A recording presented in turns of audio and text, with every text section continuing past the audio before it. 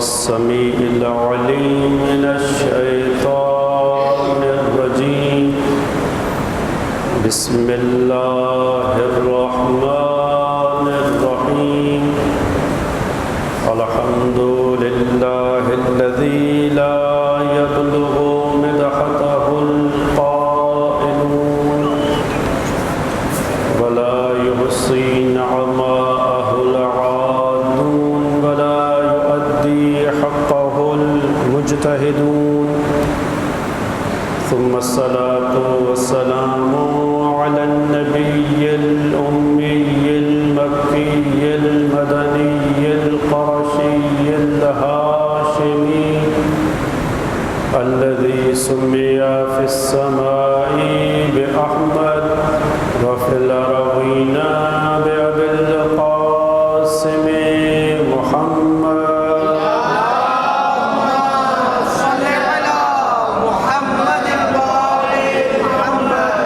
ثم الصلاة والسلام على أهل بيته الطيبين الطاهرين المعصومين الذين أذهب الله عنهم الرجس وطهرهم تطهيرا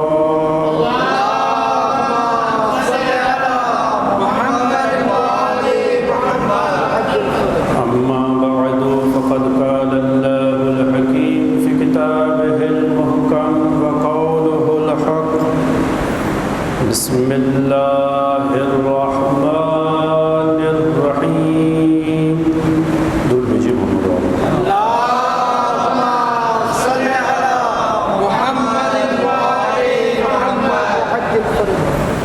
شب شہادت امام حسن عسکری علیہ السلام کی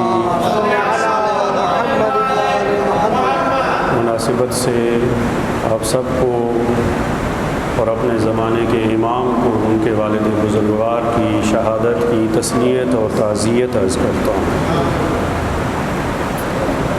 امام جو سلسلہ امامت کی 11ویں کڑی، نام آپ کا حسن ہے اور القاب میں سے معروف ترین لقب ذکی اور عسکری ہے۔ سبحان اللہ۔ امام علیہ السلام کی ولادت باسعادت ربیع الثانی کے مہینے میں 8 یا 10 ربیع الثانی کو، اور آپ کی شہادت 8 ربیع الاول۔ ولادت کا سال 232 ہجری اور شہادت کا سال 260 ہجری ہے۔ جوانی کے عالم میں صرف 28 سال کی عمر میں آپ کی شہادت ہے۔ امامت کے حوالے سے ائمہ علیہ السلام میں سے سب سے کم مدت امامت امام حسن عسکری علیہ السلام کی ہے، فقط 6 سال۔ آپ کی امامت کا عرصہ فقط 6 سال۔ میری کوشش ہوتی ہے کہ جس مناسبت سے مجلس ہو رہی ہے وہی معلومات آپ تک پہنچاؤں۔ مدت امامت فقط 6 سال ہے، 254 ہجری سے 260 ہجری تک آپ کی مدت امامت ہے۔ تمام 12 ائمہ علیہ السلام میں سے کم ترین مدت امامت امام حسن عسکری علیہ السلام کی ہے۔ وہ امام جس کے لیے معروف ہے کہ آپ کو حج کی سعادت نصیب نہیں۔ دیکھیں، امام حسن ایک نام ہے ہمارے دوسرے امام کا، جن کے لیے معروف ہے کہ آپ نے 20 سے زیادہ حج پیدل انجام دیے۔ امام حسن علیہ السلام دوسرے امام.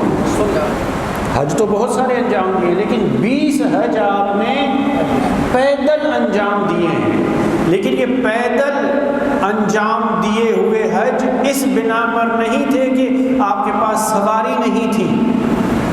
نہیں، روایت ہے کہ وَالْمُحَامِلُ تُسَاقُ بَيْنَ يَدَيْهِ، سواریاں آپ کے ساتھ ساتھ چلتی تھی لیکن آپ چاہتے تھے خداوند متعال کی بارگاہ میں جب حاضر ہوں تو پیدل چلنے کی تھکاوٹ کے آثار آپ کے چہرے پر نمایاں ہوں. رضا الہی کے لیے مستحب ہے کہ پیدل حج انجام دیا جائے. مستحب ہے کہ پیدل زیارت کی جائے.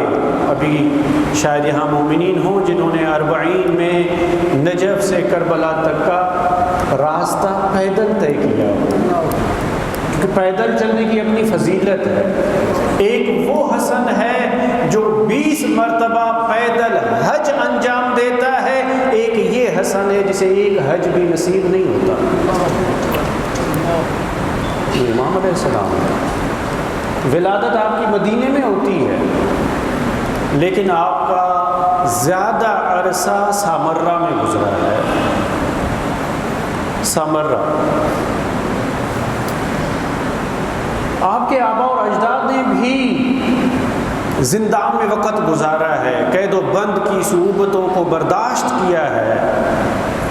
لیکن جس طرح آپ کو نظر بند کیا گیا ہے، یہ اپنی مثال آپ ہے. اب تشیع کے لیے ایسا زمانہ نہیں کہ شیعوں کے امام کو جیل میں رکھا جائے، کسی شہر کے زندان میں ڈال دیا جائے، کیونکہ اس زمانے میں تشیع کے پاس قدرت ہے، طاقت ہے. کئی شہروں میں شیعہ اکثریت کے ساتھ موجود ہے، اس لیے حکومت کو طاقت نہیں ہے کہ وہ امام کو کسی شہر کے ایک زندان میں رکھ سکے. اس لیے حکومت نے پالیسی یہ اپنائی کہ بجائے اس کے کہ امام کو کسی ایک زندان میں رکھا جائے، امام کو ایسے شہر میں رکھا جائے جو فوجی چھاؤنی ہے، کیونکہ کسی زندان میں نہیں رکھا جا سکتا امام کو. فوجی لشکر کے شہر میں رکھا جائے تاکہ امام برائے نام آزاد شمار ہوتے ہوں لیکن حکومتی جاسوسی کے لحاظ سے ایک قیدی شمار ہوتے ہوں. امام حسن عسکری علیہ السلام کی عمر کا زیادہ عرصہ اسی شہر میں گزرا ہے. یہ وہ امام ہیں جن کی تدفین خود ان کے گھر میں ہوئی. دیکھیے بقیہ ائمہ علیہ السلام کی تدفین دوسری جگہوں پر ہوئی ہے. امام علی علیہ السلام شہید مسجد کوفہ میں ہوتے ہیں، تدفین نجف میں ہوتی ہے. بقیہ ائمہ علیہ السلام شہادت کہیں ہوتی ہے، حرم کہیں بنتا ہے. امام حسن عسکری علیہ السلام کا جو گھر ہے مدفن بھی وہی ہے. یہ امام حسن عسکری علیہ السلام سامرہ میں آپ کو رکھا جا رہا ہے. آپ کا لقب ہے عسکری. عسکری لقب کی وجوہات ہیں. ایک وجہ یہ ہے کہ یہ فوجی چھاؤنی تھی، کیونکہ آپ وہیں رہے اس لیے آپ کو عسکری کہا جاتا ہے. آپ کا یہ دوران، آپ کی یہ مدت فوجی چھاؤنی میں گزری ہے، عسکر کے درمیان گزری ہے، اس لیے آپ کو عسکری کہا جاتا ہے. ایک وجہ یہ ہے کہ حاکم وقت نے آپ کو اسی جگہ بلوایا اور کہنے لگا میں نے سنا ہے کہ آپ خود کو امام کہتے ہیں. اگر آپ خود کو امام کہتے ہیں تو آپ کا لشکر کہاں ہے؟ یہ کہنے کے بعد خود کہا کہ آؤ میں آپ کو اپنا لشکر دکھاتا ہوں. حاکم وقت نے، بادشاہ نے، سلطان نے اپنی فوجوں کو حکم دیا کہ تمام افواج میدان میں حاضر ہوں اور جنگی کی مشقیں کی جائیں تاکہ اس کے سامنے میرے لشکر کی ابوت اور ہیبت ظاہر ہو جائے۔ اس نے اپنی لشکروں کو بلوایا، اپنی فوجوں کو بلوایا، امام کے سامنے فوجی مشقیں کروائی تاکہ امام کے دل میں اپنی حکومت اور اپنے اقتدار کا رعب اور دبدبہ ڈال سکے۔ لیکن امام کے چہرے پہ بڑا اطمینان ہے۔ کہنے کے بعد کہا آپ بھی خود کو امام کہتے ہیں، آپ کا لشکر کہاں ہے؟ یہ وہ جگہ ہے جہاں حاکم نے بھی اپنا لشکر بلایا ہے، حاکم نے اپنی حکومت کا، اپنے اقتدار کا، اپنی طاقت کا اظہار کیا ہے، اور اسی جگہ امام حسن عسکری علیہ السلام نے بھی اپنے لشکر کا اظہار کیا ہے۔ آپ نے فرمایا میرا لشکر جاننا چاہتے ہو، میرا لشکر دیکھنا چاہتے ہو، میری فوج دیکھنا چاہتے ہو؟ آپ علیہ السلام نے حاکم کے چہرے پر ہاتھ گھمایا، جیسے ہی آپ نے ہاتھ گھمایا اس کی آنکھوں سے مادی حجاب اترے، ذرا حجاب جیسے ہی اترے اس نے دیکھا کہ زمین سے آسمان تک افواج کی قطاریں ہی قطاریں ہیں۔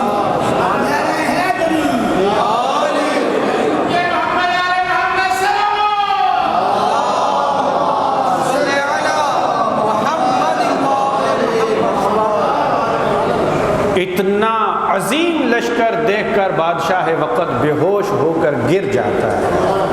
آپ نے بتایا کہ چاہے زندان والے، چاہے دنیا والے ہمیں قیدی سمجھیں یا زندان میں سمجھیں یا نظر بد سمجھے، لیکن زمین میں بھی حکومت ہماری ہے، آسمان میں بھی حکومت ہماری ہے۔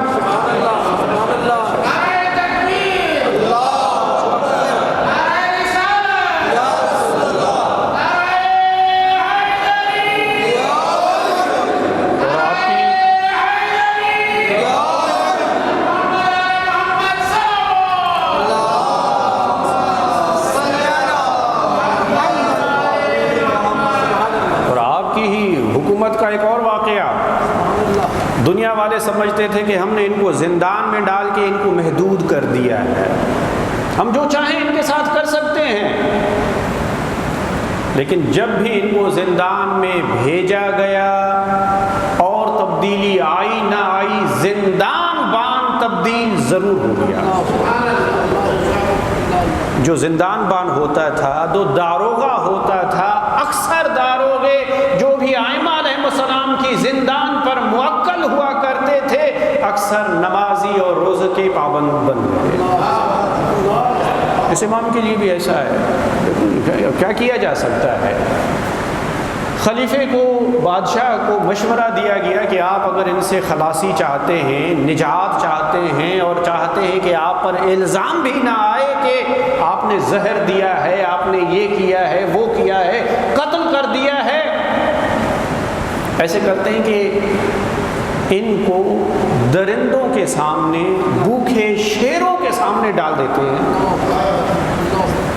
وہ بھوکے شیر ان پر حملہ کریں گے اور ان کو ان کی زبان کے مطابق چیر پھاڑ کر ختم کر دیں گے۔ آپ پر بھی الزام نہیں آئے گا کہ خلیفے نے یہ کیا ہے، الزام آئے گا فلاں شخص کی غلطی ہے۔ امام علیہ السلام کو لے جایا گیا جہاں پر بھوکے شیر تھے، انہوں نے دروازہ کھولا اور امام کو اندر کر کے فوراً دروازہ بند کر دیا، خود ڈرتے ہیں، اور دور سے کھڑے ہو کر تماشا دیکھنے لگے کہ کیا ہوتے ہیں۔ انہیں کیا پتا یہ وہ ہیں کہ جن کی حکومت انسانوں کے ساتھ جنوں پر بھی ہے، درندوں پر بھی ہے اور پرندوں پر بھی ہے۔ انہیں سمجھا تو شیر انہیں ختم کر دیں گے، وہ بھوکے شیر ہیں، کتنے دنوں سے ان کو کھانا نہیں ملا۔ شیر چلتا ہوا آگے آیا، لوگوں نے سمجھا ابھی ہی حملہ کر دے گا، جیسے قریب آیا امام علیہ السلام کے قدموں میں گر کر امام کے قدموں کے بوسے لے دکھایا کہ ہماری حکومت تمام عالم پر، نہ پہچانے تو انسان نہیں پہچانے، یہ وہ ہیں جن کو کائنات کا ذرہ ذرہ پہچانتا ہے۔ جو خدا عالمین کا رب ہے، اسی خدا نے انہیں اپنا نمائندہ قرار دیا ہے۔ العالمین ہے، اس کا رسول رحمت للعالمین ہے، اور یہ آئمہ حجت علی العالمین ہے۔ سبحان اللہ۔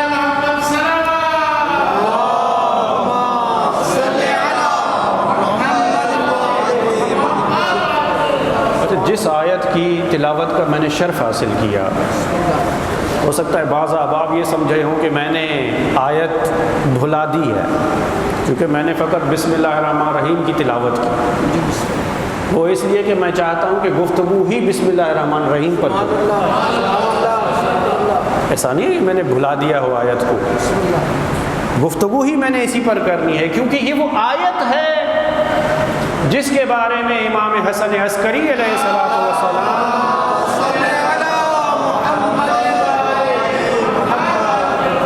اپنے معروف فرمان میں ارشاد فرماتے ہیں، جہاں پر آپ نے علامات المؤمن بیان کی ہیں کہ مومن کی کچھ علامتیں ہیں۔ ایک اہم علامت یہ بیان کی گئی ہے کہ مومن بسم اللہ الرحمن الرحیم کو بلند آواز سے تلاوت کرتا ہے۔ اس لیے آپ دیکھیں ظہرین میں جو نماز بالاخفاء پڑھی جاتی ہے، جوانوں کے لیے عرض کر رہا ہوں، لیکن نماز پنجگانہ میں سے کچھ نمازیں ایسی ہیں جو بالجہر پڑھی جاتی ہیں، آواز کے ساتھ۔ میں نے دیکھا ہے کہ کچھ لوگ جماعت میں شریک ہوتے ہیں، الحمدللہ جماعت میں تو پیش امام نے پڑھنا ہوتا ہے، تو کچھ ایسے بھی ہیں الحمدللہ کہ شاید جن کو 2 صورتیں بھی نہ آتی ہیں، جی ہم نے تو جماعت میں جا کے پڑھنی ہے، مولانا خود ہی پڑھ لیں گے، ہم نے تو پڑھ لی نہیں ہوتی۔ لیکن جب آپ فرادہ پڑھ رہے ہیں، آپ کی ذمہ داری ہے کہ 3 نمازوں میں سورہ حمد اور کسی ایک اور سورے کی تلاوت بلند آواز سے کریں۔ ان کو کہا جاتا ہے تلاوت بالجہر۔ 2 نمازیں یعنی ظہر و عصر، ان کی 2 رکعتوں میں جو تلاوت ہوتی ہے وہ بالاخفاء ہوتی ہے، آہستہ پڑھی جاتی ہے، آواز کے ساتھ نہیں پڑھی جاتی۔ لیکن جن نمازوں میں سورتوں کو آہستہ پڑھنا ہے، ان میں بھی حکم یہ ہے، مستحب ہے کہ بسم اللہ الرحمن الرحیم کو بلند آواز سے پڑھا جائے، چاہے آپ فرادہ پڑھ رہے ہیں۔ یہ بسم اللہ الرحمن الرحیم کو بلند آواز سے پڑھنا مومن کی نشانی ہے۔ جی ہاں، آپ نے تلاوت کہیں اور بھی سنی ہوگی، تلاوتیں ہوتی ہیں، آپ کان دے کر سنیں، غور سے سنیں، قرآن پڑھا جاتا ہے، لیکن بسم اللہ الرحمن الرحیم کی جب باری آتی ہے تو تلاوت آپ کو سنائی نہیں دے گی۔ کیا ہو گیا؟ کیا بسم اللہ الرحمن الرحیم قرآن کا حصہ نہیں ہے؟ صرف اس لیے کہ یہ شیعوں کی نشانی بن گیا ہے کہ شیعہ بسم اللہ الرحمن الرحیم کو بلند آواز سے پڑھتے ہیں، فقط مخالفت شیعہ میں بسم اللہ الرحمن الرحیم کو آہستہ پڑھا جاتا ہے، جس کے لیے علی علیہ السلام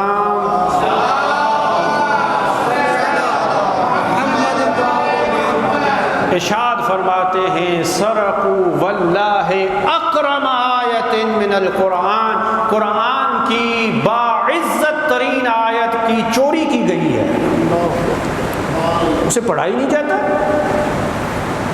اس چوری کو ظاہر کرنے کے لیے حکم دیا گیا ہے کہ بسم اللہ الرحمن الرحیم کو بلند آواز سے پڑھا جائے۔ اس لیے میں نے کہا کہ آپ کے گوش گزار کر دوں، امام حسن عسکری علیہ السلام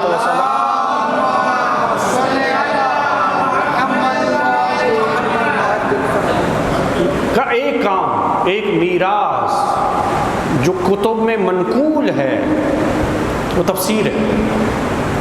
امام حسن عسکری علیہ السلام کی تفسیر معروف ہے۔ اس میں بحث ہے کہ جو آج ہمارے پاس موجود ہے یہ وہی تفسیر ہے یا گردش دوران کی وجہ سے وہ پوری تفسیر ہم تک نہیں پہنچ پائی، لیکن امام علیہ السلام کے آثار میں تفسیر امام حسن عسکری علیہ السلام معروف ہے۔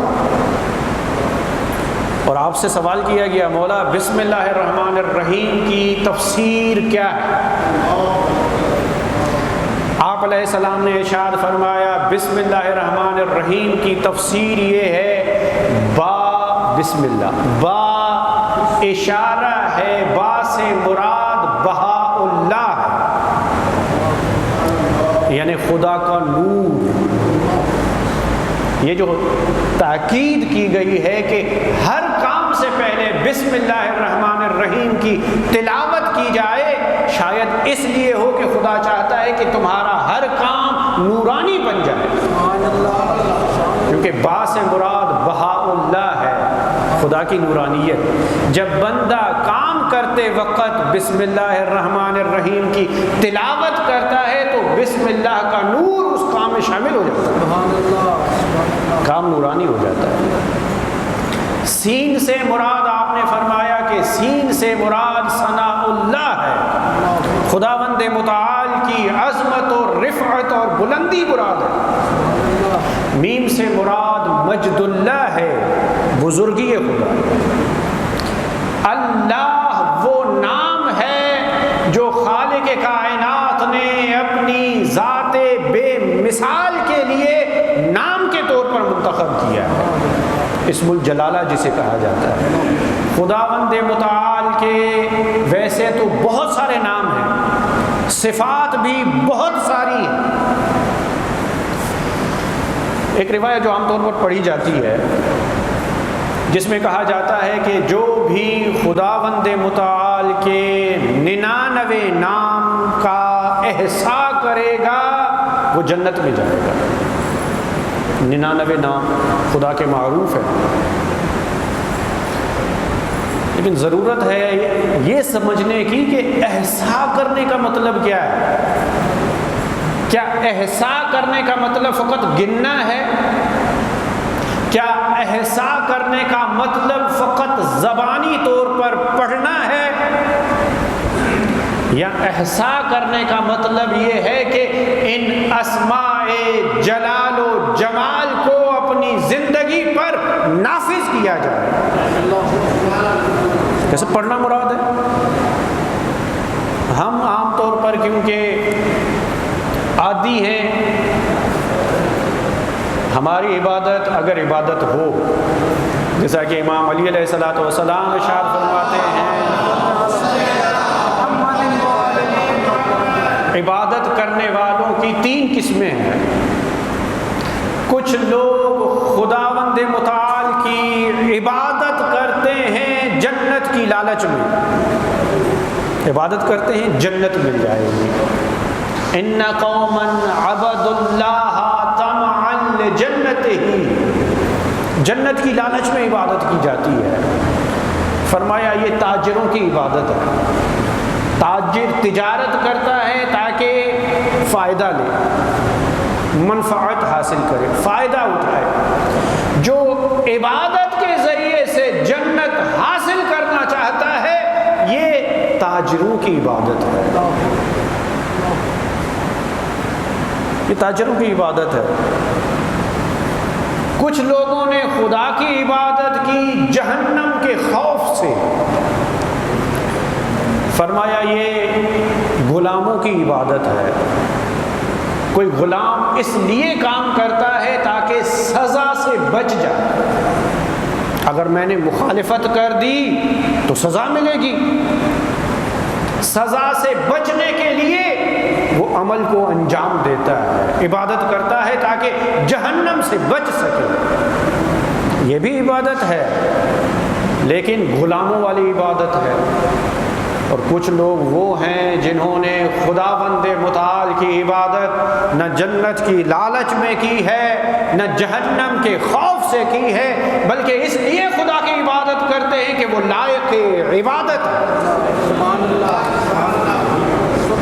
فَتِلْكَ عِبَادَةُ الْأَحْرَارِ، آزاد لوگوں کی عبادت ایسے ہوتی ہے، کسی لالچ کی وجہ سے نہیں، خوف کی وجہ سے نہیں، اس لیے اللہ کی عبادت کرتے ہیں کہ وہ معبود برحق ہے۔ علی علیہ السلام دوسری جگہ پر اپنے معروف فرمان میں ارشاد فرماتے ہیں کہ الہی کفا بی عزا ان تکون لی ربا، خدایا میری عزت کے لیے اتنا کافی ہے کہ تو میرا رب ہے، وکفا بی فخرا ان اکون لک عبدا، میرے فخر کے لیے یہ کافی ہے کہ میں تیرا بندہ۔ علی نے عبادت نہ لالچ میں کی ہے، نہ خوف اور ڈر کی وجہ سے کی ہے، اس لیے علی اپنی پیشانی کو بارگاہ خداوندی میں جھکا دیتا ہے کہ وہ لائق ہے اس کے کہ اس کے سامنے پیشانی کو جھکا دیا۔ فرمایا اللہ الہ کل شیء، امام حسن عسکری علیہ السلام فرما رہے ہیں با سے مراد بہاء اللہ ہے، سین سے مراد ثناء اللہ ہے، میم سے مراد مجد اللہ ہے، اور اللہ وہ ہے جس کے سامنے ہر چیز جھکتی ہے۔ اللہ کو اللہ الہ سے کہتے ہیں، معبود ہے، وہ حقیقی معبود ہے۔ اور فرمایا الرحمن اور الرحیم، یہ دونوں نام خداوند متعال کی یا دونوں صفات دونوں رحمت خدا کو بیان کرتے ہیں، لیکن دونوں میں فرق ہے۔ رحمان بھی خدا کی رحمت کو بیان کر رہا ہے، رحیم بھی خداوند متعال کی رحمت کو بیان کر رہا ہے، لیکن رحمان خداوند متعال کی اس رحمت کو بیان کر رہا ہے جو رحمت خداوند متعال نے ہر انسان کو عطا کی ہے، ہر مخلوق کو عطا کی ہے، بغیر کسی قید اور شرط کے۔ کوئی اسے مانتا ہے تو بھی اسے رحمت عطا کرتا ہے، کوئی نہیں بھی مانتا تو بھی اسے رحمت عطا کرتا ہے، جو اس کا کلمہ پڑھتا ہے اسے بھی روزی عطا کرتا ہے، جو اسے نہیں مانتا اسے بھی روزی عطا کرتا ہے۔ کتنا رحمان ہے، جو اسے نہیں مانتا اسے بھی بھوکا نہیں رہنے دیتا۔ اللہ اکبر، معروف جملہ ہے اور کیا ہی اچھا جملہ ہے، روایات اور آیات سے لیا گیا کہ فرمایا کہ جب خدا کسی سے ناراض ہوتا ہے تو اس سے اس کی روٹی نہیں چھینتا، کیونکہ خدا روٹی تو اسے بھی دے رہا ہے جو خدا کو مانتا تک نہیں ہے۔ خدا جب ناراض ہوتا ہے تو رزق نہیں چھینتا، ہاں اگر ناراض ہوتا ہے تو سجدے کی توفیق چھین لیتا ہے کہ اب یہ اس لائق نہیں ہے کہ میری بارگاہ میں حاضر ہو سکے۔ رحمان رحمت خدا کو بیان کر رہا ہے، لیکن یہ عمومی رحمت ہے۔ رحیم رحمت خدا کو بیان کر رہا ہے، لیکن یہ خدا کی خاص رحمت ہے جو فقط مومنین کو عطا کرتا ہے، جو شرائط کے تحت ہوتی ہے۔ خداوند متعال مدد کرتا ہے، لیکن یہ خداوند متعال کی خصوصی رحمت ہے۔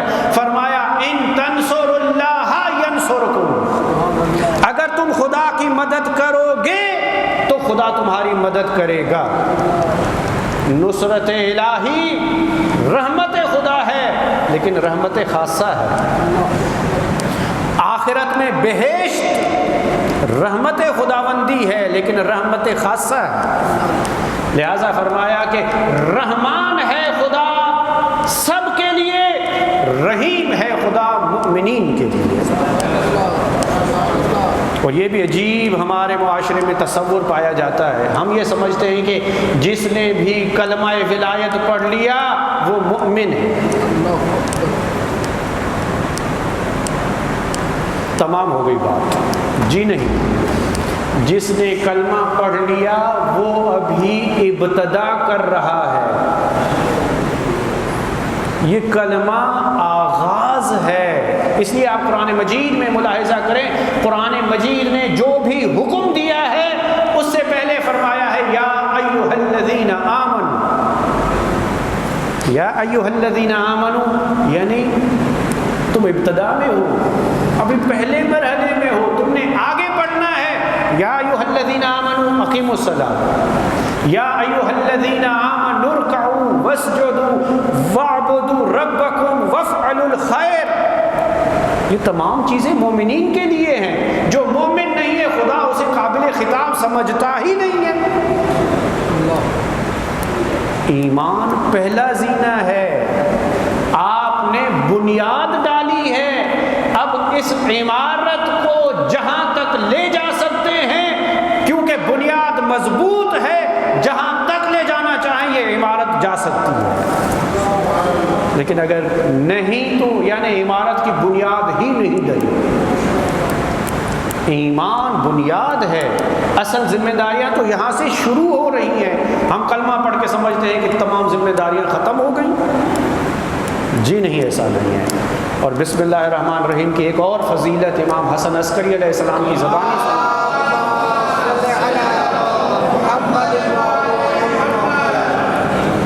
بہت سارے مومنین پوچھتے رہتے ہیں مولانا اسم اعظم کیا ہے؟ کہ اسم اعظم خداوند متعال کا کوئی خاص نام نہیں ہے، کوئی خاص عبارت نہیں ہے، اس میں کچھ عمل دخل انسان کی کیفیت کا بھی ہے کہ وہ کس حال میں خدا کو پکار رہا ہے۔ اگر خلوص سے پکارا جائے تو ہو سکتا ہے ہر نام اسم اعظم ہو، ہر نام اسم اعظم ہو، لیکن اس روایت میں امام حسن عسکری علیہ السلام فرما رہے ہیں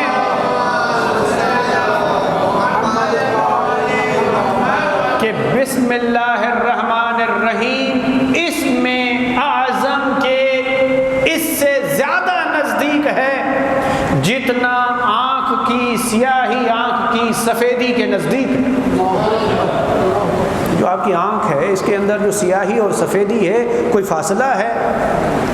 جتنا آنکھ کی سیاہی آنکھ کی سفیدی کے نزدیک ہے اس سے زیادہ بسم اللہ الرحمن الرحیم اس میں اعظم ہونے کے نزدیک ہے۔ اس کے ذریعے سے اگر کوئی دعا کی جائے تو خداوند متعال کی بارگاہ میں قبول ہوتی ہے۔ امام حسن عسکری علیہ السلام کا علم و تفسیر ہے، اور یہ جو قرآن مجید نے متعدد مقامات پر زمین کے لیے لفظ فراش استعمال کیا ہے، والارض فراشا والارض مہادا، جب اس کی تفسیر پوچھی گئی امام علیہ السلام سے، امام حسن عسکری علیہ السلام سے، آپ علیہ السلام نے ارشاد فرمایا خداوند متعال نے زمین کو تمہارے لیے فرش بنایا ہے، تمہارے رہنے کی جگہ بنائی ہے، اتنی متناسب جگہ ہے، نہ اتنی زیادہ سرد ہے کہ منجمد ہو جائے، اور نہ اتنی زیادہ یہاں حرارت پائی جاتی ہے کہ رہنے والوں کو جلا کر راکھ کر دے، یہ رہنے کے قابل ہے، نہ اتنی زیادہ نرم ہے کہ انسان اس پر چل نہ سکے، اور نہ اتنی زیادہ سخت ہے کہ انسان اس پر زراعت بھی نہ کر سکے۔ اگر یہ پہاڑ کی طرح سخت ہوتی اس پر زراعت نہیں کی جا سکتی، اگر یہ پہاڑ کی طرح سخت ہوتی انسان کبھی بھی اپنے مرحومین کے لیے قبر نہیں کھود سکتا تھا۔ خدا نے اسے متناسب فرش بنا کر بنایا ہے تاکہ انسان اس پر آرام سے چل بھی سکے، انسان اس پر اپنی زندگی بسر بھی کر سکے، انسان اپنے مرحومین کی قبر بھی بنا سکے، انسان اپنے لیے زراعت بھی کر سکے۔ یہ امام ہے، یعنی ان کے پاس اگر علم سائنس دیکھا جائے تو کمال درجے کا علم پایا جاتا ہے، جو علم بھی دیکھا جائے تو اس کا منشا اور سرچشمہ اہل بیت علیہ السلام ہے۔ اس لیے ہمیشہ انہوں نے چیلنج دیا ہے، کبھی فرمایا ہے شرقا او غربا لن تجد علما نافعا الا ما خرجنا من عندنا اہل البیت، مشرق سے مغرب چلے جاؤ، اگر کوئی مفید علم دکھائی دے گا وہی ہوگا جو اہل بیت کے گھر سے صادر ہوا۔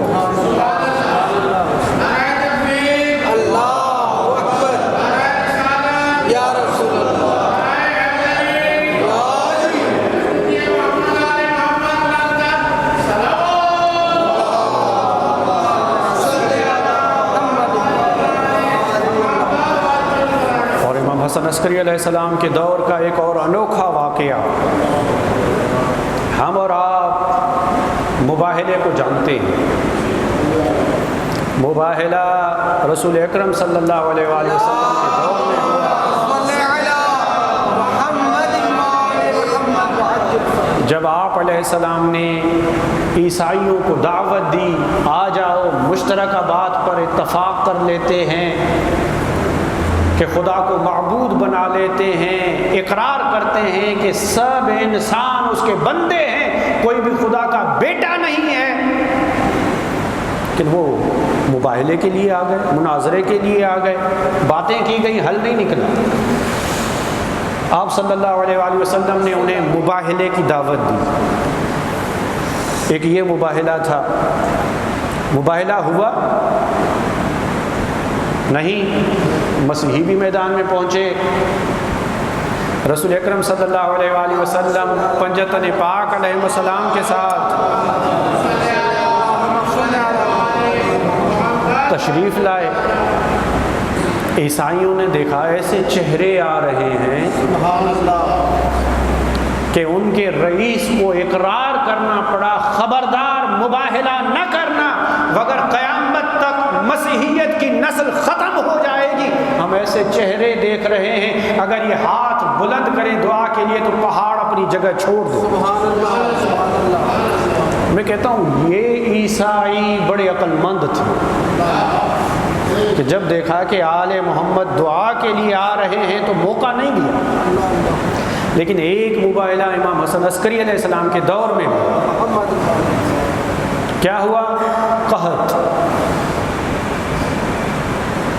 بارش برسنا بند ہو گئی، اللہ نہ کرے بارش برسنا بند ہو جائے۔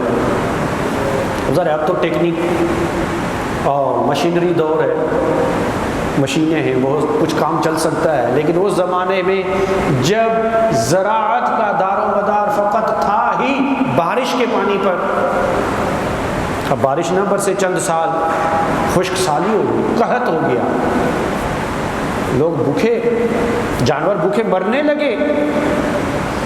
اسلامی حکم کیا ہے؟ جب خشک سالی ہو جائے تو نماز استسقاء ادا کی جائے۔ جی جوانوں، نماز استسقاء، طلب باران، بارش برسنے کی نماز ہے، یہ پڑھنی چاہیے۔ 3 دن روزے رکھے جائیں، مخصوص انداز میں صحرا میں جائیں، سب بیٹھ کر دعا کریں، خداوند متعال ان کی عاجزی پر، ان کے گڑ گڑانے پر، ان کی دعا کی وجہ سے بارش برسائے گا۔ قحط ہوا، مسلمانوں نے اعلان کیا، امام حسن عسکری علیہ السلام تو نظر بند ہیں، لوگوں نے کہا جی ہم مسلمان نماز پڑھتے ہیں۔ اعلان کیا گیا کہ مسلمان آئیں گے، دعا کریں گے، بارش ہوگی۔ ایک دن مسلمان نکلے، دعا کی گئی، بارش تو دور، بادل تک نہ آئے۔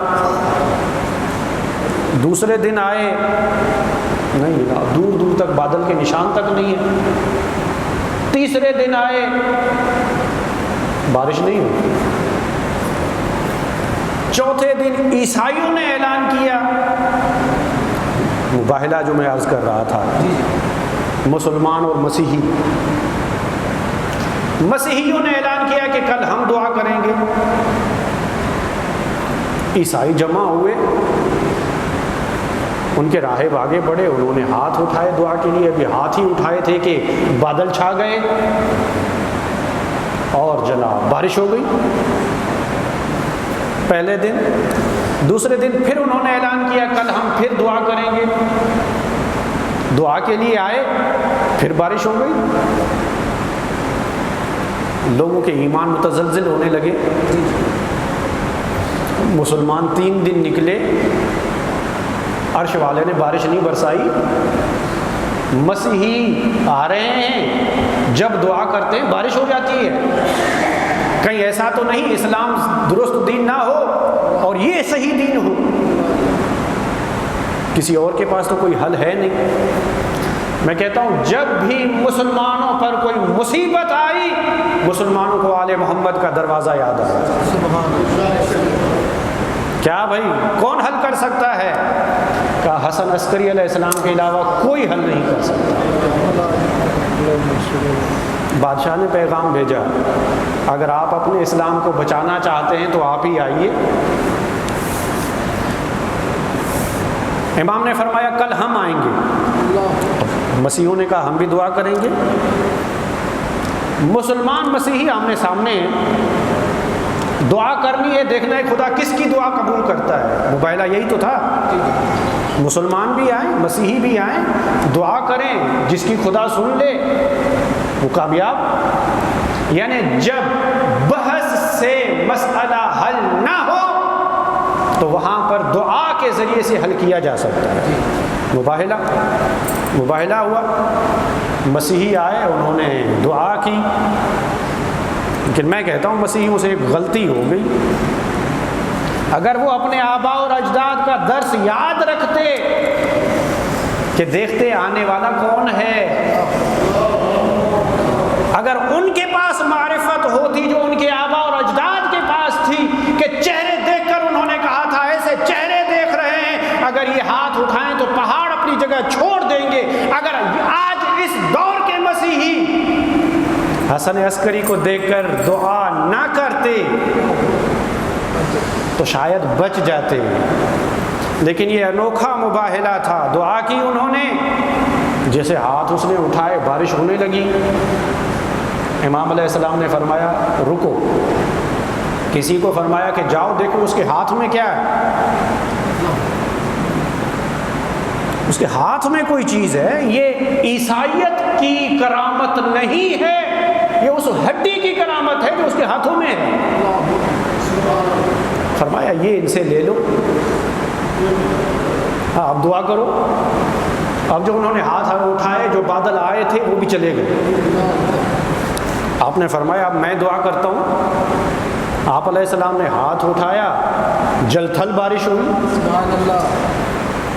میں کہتا ہوں اگر یہ مسیحی بھی اپنے آباء اور اجداد کی طرح دعا نہ کرتے اور چہرے کو پہچان کر اپنی شکست تسلیم کرتے ہوئے جزیہ دے دیتے تو شاید کوئی راہ نکلتی، لیکن انہوں نے دعا کے لیے ہاتھ اٹھائے تھے، تو اب نتیجہ یہ نکلا کہ جب امام نے دعا کے لیے ہاتھ بلند کیے، ان کی وجہ سے، دعا کی وجہ سے بارش نہیں برسی، امام عسکری کی وجہ سے بارش برسی، تو کئی مسیحی کلمہ پڑھ کر مسلمان ہو۔ سبحان اللہ، سبحان اللہ۔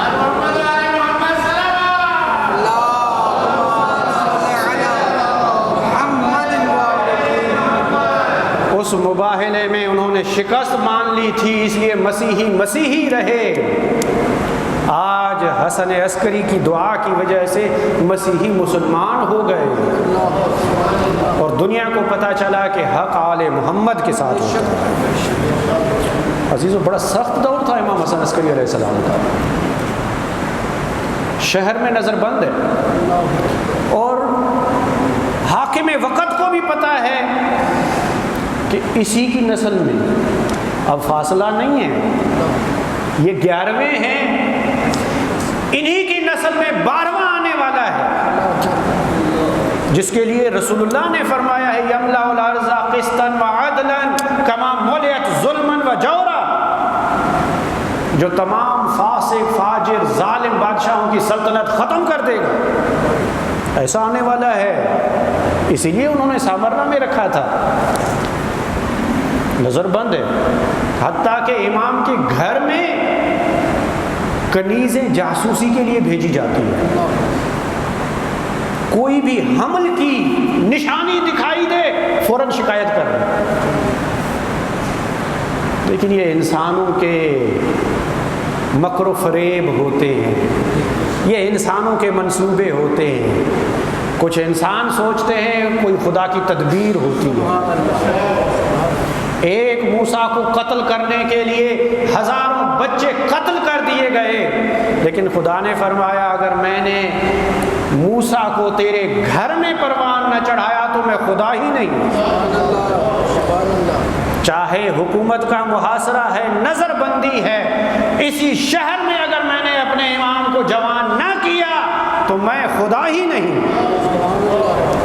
امام کی ولادت ہوتی ہے، کتنی سخت بات ہے۔ اب امام کی ذمہ داری دیکھیں، مشکل یہ ہے کہ امام نے اپنے بیٹے کو محفوظ بھی رکھنا ہے دشمنوں سے محفوظ رکھنا ہے، کسی کو پتہ نہ چلے۔ لیکن امام نے اپنے بیٹے کا تعارف بھی کروانا ہے تاکہ شیعوں کو پتہ چلے کہ ان کے بعد امام کون ہوں گے۔ مشکل ہے، بچانا بھی ہے، دکھانا بھی ہے، چھپانا بھی ہے، دکھانا بھی ہے، مخفی بھی رکھنا ہے، تعارف بھی کروانا ہے۔ احمد ابن اسحاق کہتا ہے کہ میں امام حسن عسکری علیہ السلام کی پوچھوں گا کہ آپ کے بعد امام کون ہوگا۔ اللہ اکبر، یہ فخر فقط آپ کو حاصل ہے۔ آپ کے ائمہ وہ ہیں جو سوال کرنے سے پہلے جواب دیتے ہیں۔ احمد ابن اسحاق کہتا ہے یہ سوال ذہن میں لے کر گیا، امام نے مجھے دیکھتے ہی فرمایا، اے احمد ابن اسحاق، ان الارض لا تخلو من حجت للہ، زمین کبھی بھی حجت خدا سے خالی نہیں ہو سکتی۔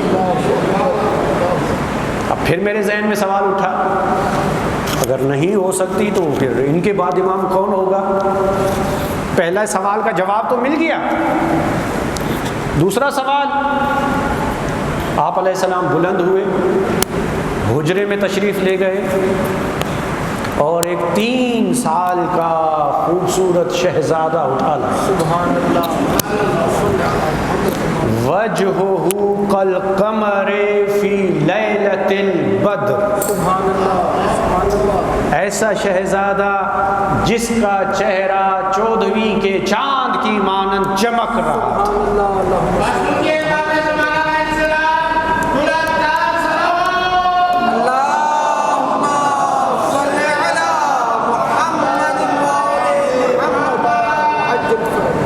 شاید اس ماہ کامل کا ہم اور آپ کو بھی دیدار نصیب۔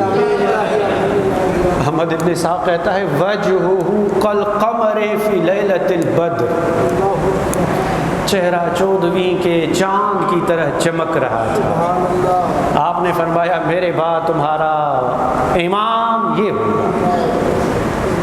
اپنے مخصوص اصحاب کو زیارت بھی کروائی، 40 سے زیادہ اصحاب ایسے ہیں امام عسکری علیہ السلام کے جن کو امام نے خود زیارت کروائی ہے کہ میرے بعد امام یہ ہوں گے۔ لیکن چھپانا بھی ہے، دنیا کو پتہ نہ چلے۔ ایسے گھٹن کے ماحول میں پیغام کیسے دیتے ہیں؟ آپ کے بعد غیبت کا زمانہ نزدیک ہے، امام حسن عسکری علیہ السلام کے بعد آپ نے غیبت کے لیے بھی شیعوں کو آمادہ کرنا ہے۔ وہ وقت قریب ہے جب امام ان کے درمیان ظاہر ظہور نہیں رہے گا۔ ہم اور آپ ابھی تک زمانے غیبت میں ہیں، ان کو بتانا ہے غیبت کا زمانہ آنے والا ہے۔ آپ نے کیا کیا؟ آپ نے ہر شہر میں اپنا نمائندہ معین کیا، وکیل۔ آج کبھی کبھی سوال اٹھایا جاتا ہے یہ جی آپ جن کی تقلید کرتے ہیں یہ آپ کے فقہا اور مراجع کیا یہ معصوم ہیں کہ ان کی تقلید کی جائے؟ میں ان سے پوچھتا ہوں جو مرجعیت پر سوال اٹھاتے ہیں، مجھے بتائیں خود امام حسن عسکری کے دور میں جو امام کے نمائندے تھے کیا وہ معصوم تھے؟ امام رضا علیہ السلام نے جو مختلف شہروں میں اپنے نمائندے بھیجے ہوئے تھے معصوم تھے؟ امام علی علیہ السلام نے مختلف شہروں میں گورنر بنائے ہوئے تھے، کیا معصوم تھے؟ نائب ہوتا ہی تب ہے جب امام معصوم نہ ہو۔ امام نے بتایا وہ وقت آنے والا ہے جب معصوم نہیں رہیں گے، تاکہ یہ پریشانی سے بچ سکیں، نظام مرجعیت کو متعارف کروایا۔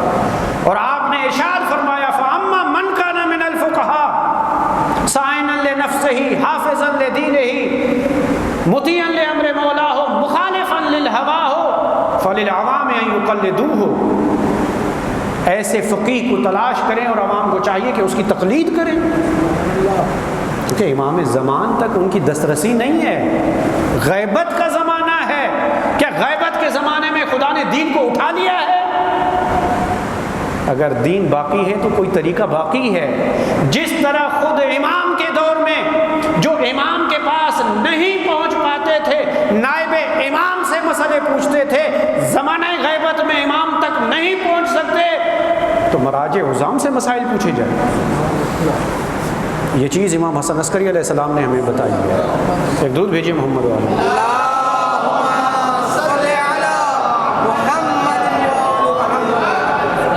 امام حسن عسکری سامرہ کے نام پہ ایک فقط جملہ عرض کر کے آپ کی زحمتوں کو تمام کرتا ہوں۔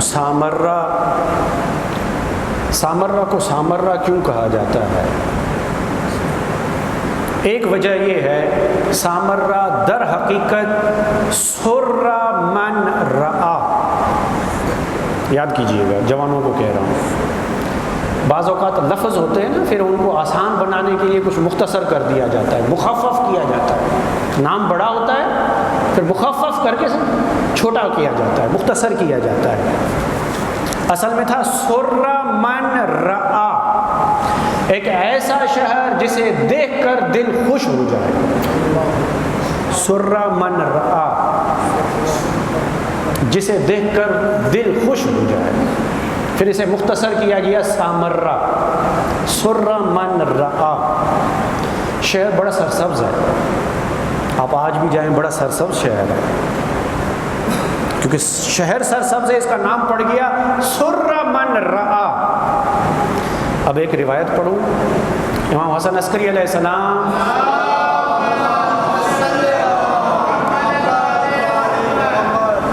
یہ تو شہر ہے نا جو دیکھے خوش ہو جائے۔ امام فرماتے ہیں کہ وہ کون سا شیعہ ہے جسے میں دیکھتا ہوں تو مجھے خوشی ہوتی ہے۔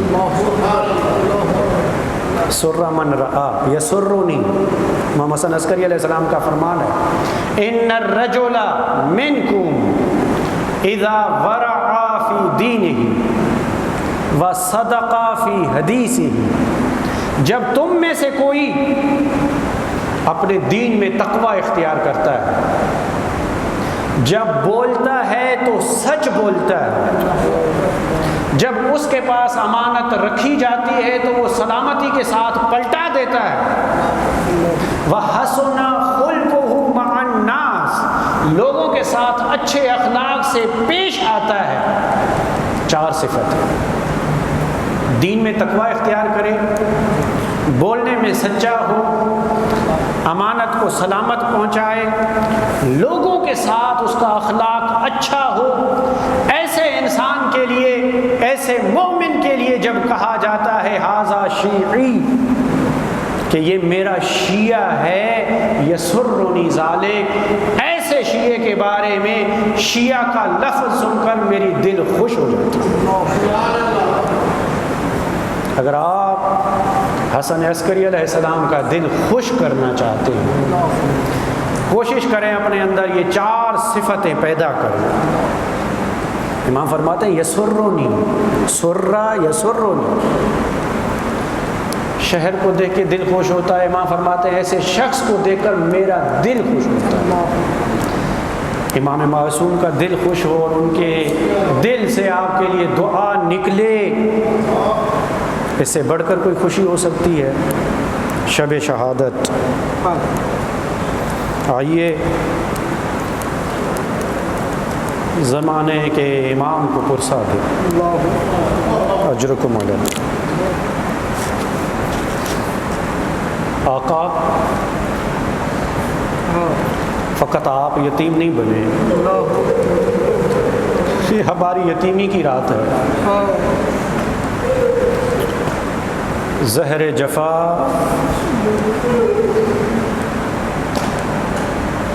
عجیب قسمت ہے آل محمد کی، کوئی تلوار سے شہید ہوتا ہے، کوئی زہر سے شہید ہوتا ہے۔ ایک حسن کو مدینے میں زہر دی جاتی ہے، ایک حسن کو سامرہ میں زہر دیا جاتا ہے۔ اجرکم علی اللہ۔ میں کہوں دوسرے امام حسن مجتبیٰ اور 11ویں امام حسن عسکری کے زہر میں فرق ضرور ہے۔ آقا حسن مجتبیٰ جب آپ کو زہر دیا گیا، آپ اپنے شہر میں تھے،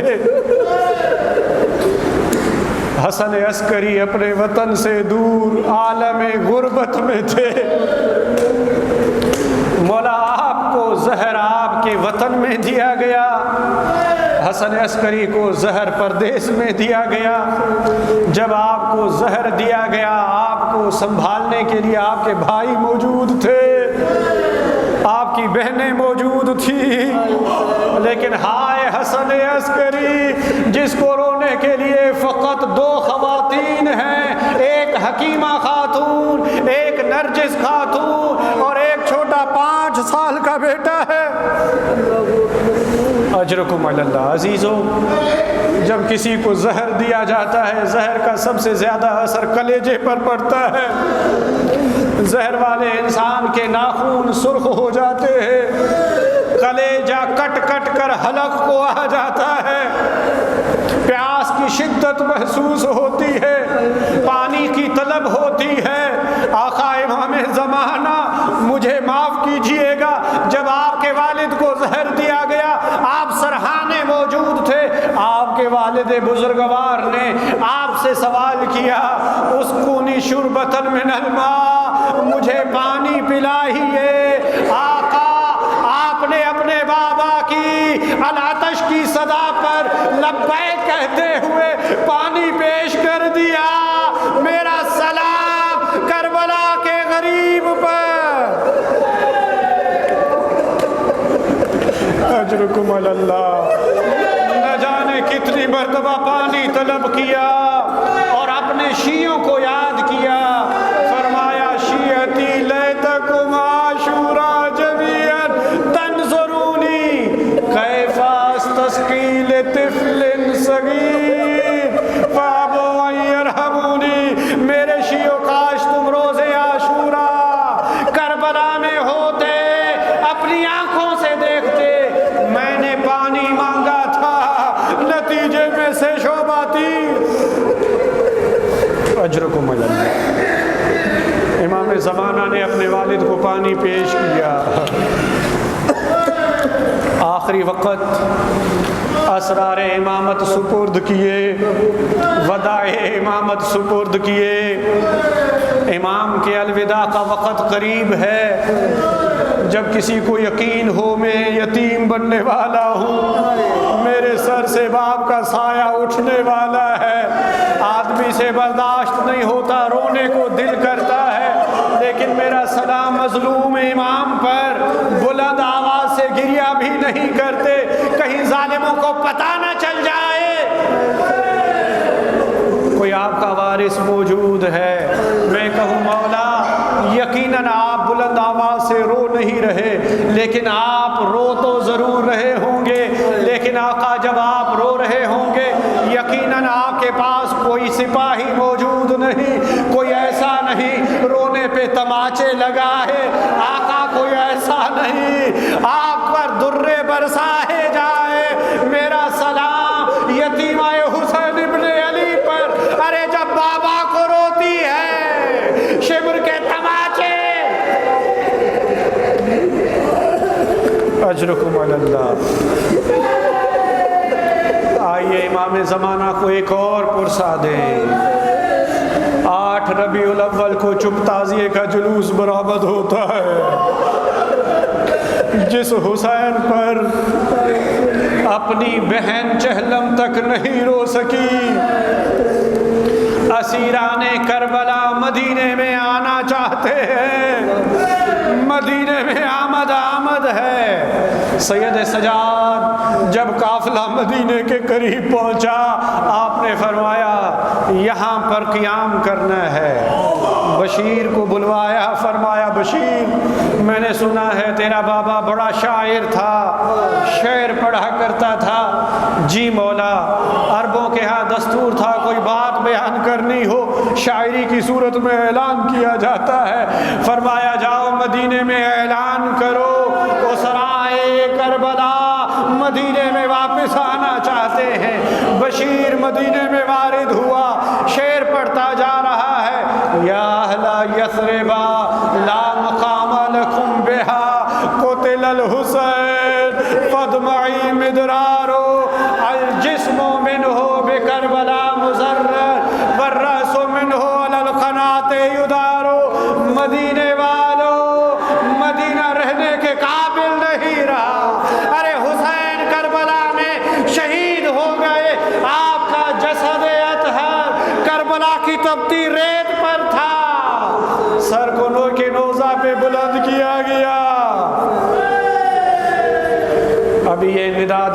آ رہے تھے، سامنے کوئی خاتون آ رہی ہے جس نے سن لیا ہے قتل الحسین۔ یہ کون مخدومہ ہیں؟ فرماتی ہیں کہ بشیر کس کا نام لے رہا ہے؟ شاید بشیر نے پہچان لیا ہو، یہ تو جناب ام المؤمنین ہے، یہ تو عباس مولا کی والدہ ہے، 4 بیٹوں کی ماں ہے، حسین کا نام چھوڑ دیا۔ کہنے لگے بیبی آپ کے عباس کا بڑا ارمان، آپ کے بیٹوں کا بڑا ارمان۔ فرمایا نہیں، ابھی ابھی کیا کہہ رہا تھا؟ قتل الحسین، مجھے عباس کی نہیں حسین کی خبر دے۔ کہا بیوی آپ کا حسین کربلا میں مارا گیا۔ فرمایا کیسے یقین کر لوں؟ میرا عباس کہاں تھا؟ بیوی آپ کا عباس پہلے مارا گیا، سر پہ غرز لگایا گیا۔ فرمایا کیسے یقین کر لوں؟ کوئی میرے عباس دلاور کے ہاتھ ہوتے ہوئے ان کے سر پر وار کر دے۔ کہا بی بی پہلے دونوں بازو قلم۔ اللہ اکبر۔ مدینے میں وارد ہوئے، جناب ام کلثوم نے نوحہ پڑھا، یا مدینہ جددنا لا تقبلینا، نانا کے شہر ہمیں قبول نہ کرنا۔ کسی فارسی شاعر نے کیا خوب کہا ہے، اے نانا کے مدینہ قبول نہ کرنا، با برادر رفت بودا بی برادر آمدہ، ردا بر سر رفت بودا بی ردا آمدہ۔ جب مدینے سے جا رہے تھے بھائیوں کا سر پہ سایہ تھا، جب آ رہے ہیں کوئی بھائی نہیں ہے، جب جا رہے تھے چادر سر پر تھی، جب آ رہے ہیں سر پر ردا نہیں ہے۔ یہ ایک بہن کا نوحہ تھا۔ آخری جملہ آزاداران، آخری شب ہے آپ کے رونے کی، گریا و عزاداری کی۔ جناب زینب کبریٰ جب نانا رسول کے روضے پر پہنچی تو فرمایا، ایسا ہوتا ہے نا جب کوئی مسافر سفر سے لوٹتا ہے سوغات سفر لے آتا ہے۔ کہا نانا مدینے میں واپس آئی ہوں، نانا سوغات لے آئی ہوں۔ یا جدہ انی ناعیۃ الیک اخی الحسین، نانا سوغات لے آئی ہوں، یہ میرے حسین کا کرتا ہے۔ اللہ لعنت اللہ علی قوم الظالمین، سیعلم الذین ظلموا ای منقلب ینقلبون۔ بار الہ بحق محمد و آل محمد، ہمارے قلیل توسل کو اپنی بارگاہ میں قبول فرما، عزاداران کی عزاداری کو اپنی بارگاہ میں قبول فرما، ان آنسوؤں کو ہمارا ذخیرہ آخرت قرار دے۔ دنیا میں حسین ابن علی کی زیارت اور آخرت میں سب کو ان کی شفاعت سے برآمد فرما، ہماری دعاؤں کو مستجاب فرما۔ ہمارے مرحومین، خاص طور پہ بانیان مجلس کے مرحومین، مخصوصاً محمد ریاض شیخ کی مغفرت فرما۔ تمام بیماروں کو گھروں میں، اسپتالوں میں جہاں کہیں ہیں، بہت سارے مومنین التماس سے دعا کی ہے، انہیں اور مخصوصاً ننھی بچی جس کے لیے التماس سے دعا کی گئی ہے، سب کو بحق بیمار کربلا شفا کاملہ و عاجلہ، تمام مومنین کی پریشانیوں کو دور فرما، تمام مومنین کے رزق حلال میں وسعت و برکت عطا فرما، امام زمان کے ظہور میں تعجیل فرما، ہم سب کو ان کے اعوان و انصار میں شمار فرما۔ تقبل منا بحق محمد و آل محمد، رحم اللہ من قرأ الفاتحہ۔